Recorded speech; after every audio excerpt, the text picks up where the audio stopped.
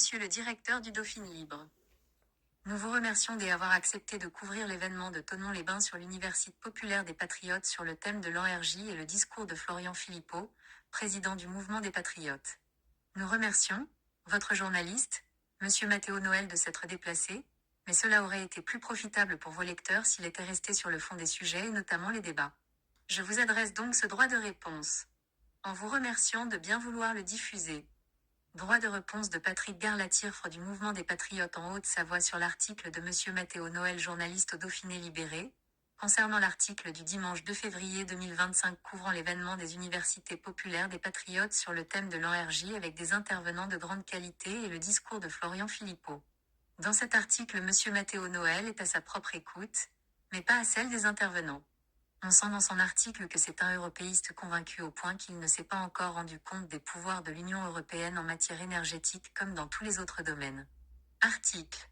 Il ne fallait pas dire du bien de l'Union européenne, et pour cause les plus farouches eurosceptiques de la région et de la Suisse voisine étaient réunis. Je rappelle à Monsieur Matteo Noël que les personnes présentes sont venues en toute liberté, sans esprit farouche, mais effectivement très attentive aux argumentations très favorables pour faire bénéficier les populations d'énergie propre et surtout moins chère. Et cela en reprenant notre indépendance nationale et en reprenant en main tout le secteur de l'énergie en France et son futur développement. Article. Près de 400 sympathisants et curieux ont répondu à cette invitation, de quoi réjouir l'ancien vice-président du FN, convaincu que son parti souverainiste va peser dans les débats des mois à venir.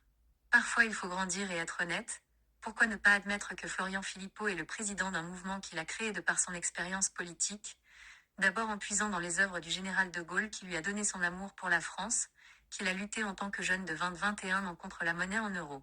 Puis a servi chevènement, a participé à la lutte pour faire gagner le non à l'Union européenne en participant, aux 55%, de non, en 2011, à 30 ans, il rejoindra Marine Le Pen parce qu'ils étaient d'accord pour le Frexit par conviction et par respect des électeurs de 2005 trahis par Sarkozy et ensuite par Marine Le Pen en 2017.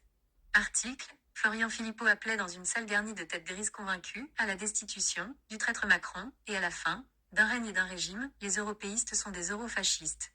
Ces mots vous choquent mais il suffit d'écouter les réactions des gens autour de vous. Quant aux cheveux gris, dites-vous bien que si vous pouvez encore écrire, c'est que ces gens-là ont lutté ces 4 dernières années contre les censures et pour la liberté d'expression. Encore plus dommage, c'est que vous n'avez pas vu les jeunes de votre âge qui étaient dans les salles, mais qui effectivement ne pensent pas comme vous et n'acceptent pas la division des générations. Article. Après les Savoisiens en septembre 2021, ce sont donc les patriotes qui. Que viennent faire ces propos dans ce contexte ? Amalgamer, diviser ? Cela rectifié, il aurait été bon de décrire les points de mon introduction qui concernaient tous les Savoyards et non les Savoisiens, que nous respectons par ailleurs. Les lecteurs du Dauphiné auraient certainement apprécié de les lire, mais apparemment. Votre objectif d'écriture était de censurer en préférant rester dans la provocation et la diabolisation de la soirée. Article. Propriétaire des lieux, Émilie Groppi, qui n'avait pas caché sa proximité avec le mouvement indépendantiste savoisien à l'époque, n'a pas manqué de chauffer la salle avec une très courte prise de parole introductive. Vive la souveraineté et vive les territoires libres. Vos propos concernant Émilie Groppi ressemblent à une attaque téléguidée. Si elle vient de vous, elle est très malhonnête. Si le mouvement des patriotes était dans ses locaux, c'est qu'ils offrent des prestations remarquables et de qualité. Émilie Groppi a parfaitement le droit d'exprimer ses opinions. Cela n'enlève rien à ses qualités personnelles qui en font une excellente professionnelle au service de Thononnais et bien au-delà.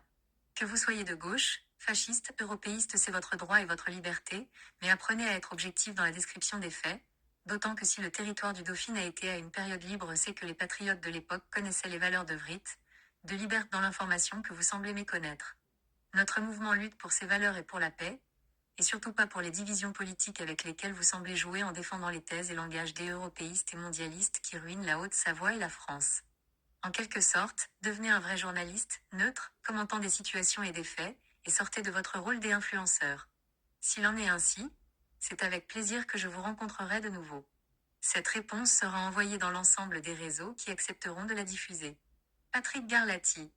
Ref 74 les-patriotes.fr